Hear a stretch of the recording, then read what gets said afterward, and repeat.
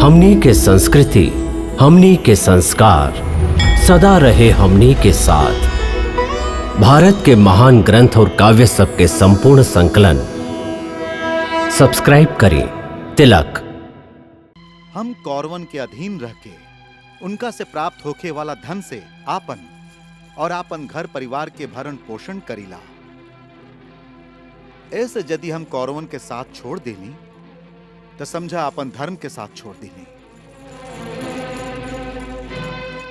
ऐसन विद्रोह करे से पहले तो अच्छा है कि हमार प्राण हमार शरीर के छोड़ देवे, जेह पर कौरवन के नमक के ऋण है।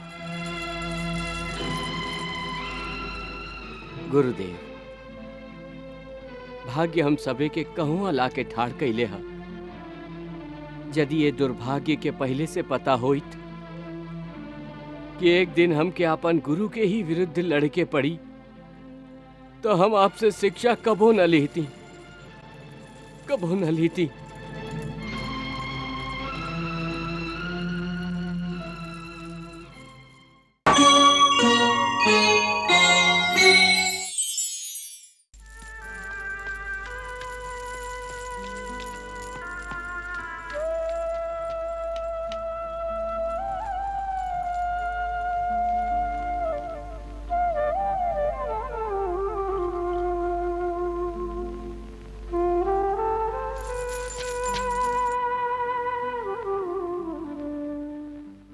प्रणाम कुलगुरु।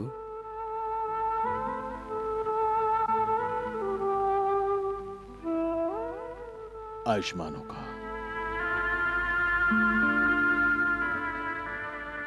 हे गुरुदेव, आप कुलगुरु हैं, धर्म गुरु हैं, धर्म के मार्गदर्शक हैं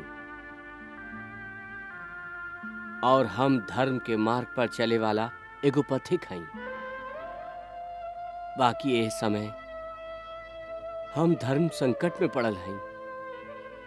कृपा करके आप हमार मार्गदर्शन करी। हे युधिष्ठिर, आप धर्मराज हैं, फिर भी धर्म संकट के बात कर रहा हैं। लोग तो आपके धर्म के आचरण से प्रेरणा लेबेलन और आप हमरा से मार्गदर्शन चाहते हैं। फिर भी पूछिए, का पूछल चाहते हैं?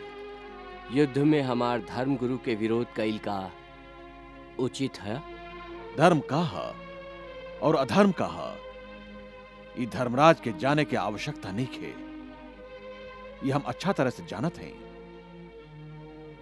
बाकी शिष्टाचार निभावत आप ये प्रश्न पूछ के हमरा विरुद्ध असल में युद्ध करे के आज्ञा मांगे आयल हैं। आपके ये व्यवहार, ये शिष्टाचार मन के अच्छा लगल, मन प्रसन्न हो गई। ऐसे जाएं, हम आपके युद्ध आरंभ करे के आज्ञा देते हैं। धन्यवाद। और हमके इहो आशीर्वाद देही कुलगुरु कि हम कौनो भी सामर्थ्यशाली शत्रु के परास्त कर सकी। हे युधिष्ठिर, आपकी असल चिंता का है ये हम जानत हैं। हम चिरंजीवी हैं, ऐसे हमार केहू वध ना कर सकेला। बाकी एकर चिंता करे के आवश्यकता नहीं है। काहे कि हमार जियल ही पांडव लोगन के हित में है। काहे कि हमार हर सांस आपके विजय खातिर प्रार्थना करी। जाई विजयी होकी। यदि कौरवन के सभे गुरु और सभे पुरखन पांडवन के ही विजय के प्रार्थना करिए तो कौरवन के का हुई? ये पितामह, ये द्रोणाचार्य, कृपाचार्य, ये सब लोग के तन तक कौरवन के संगे बा। बाकी मन पांडवन के संगे बा। संजय, मन पांडवन के संगे। हाँ महाराज, एह महासंग्राम के ई विपरीत स्थिति ऊपर से देखे में तो विडंबना ही दिखाई देवेला। बाकी गहिरा नजर वालन के एह विडंबना के पर्दा के पीछे छुपल धर्म, कर्तव्य, सिद्धांत और शिष्टाचार के ऊ रत्न भी दिखाई देवेला, जिनका ग्रहण करे से मानव चरित्र तारा से भरल आकाश के लेखा जगमगाए लागेला। संजय, तू हमरा आगे तारा और रत्न के वर्णन करके हमके नेत्रहीनता के आभास करा रहल बाड़ा। क्षमा करी महाराज, हम ऐसा दुस्साहस कैसे कर सकत हई। हम त खाली एगो सत्य के बतावे के प्रयत्न करत रही। हे धर्मराज, तुम्हारी मामा शल्य महाराज जरूर बाड़न, बाकी वो आपन वचन के जंजीर में जकड़ल बाड़न।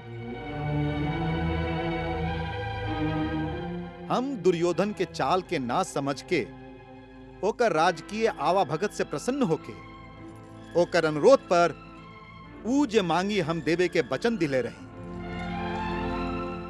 और ऊ पांडव लोग के विरुद्ध युद्ध करे के वचन हमरा से ले लेलस। अब आप ही बताई धर्मराज, हम एगो क्षत्रिय होके आपन वचन तोड़ दें तो जग हसाई ना होई। ना मामा जी, आपके सम्मान हमार सम्मान है। आपने संकोच आपन वचन निभाई, बाकी बड़ होके के नाते आप हमके उपदेश भी दी, जैसे हमके युद्ध में सहायता मिले और हम लोग युद्ध जीत जाए। धर्मराज, तू कहल का चाहेला? स्पष्ट रूप से कहा।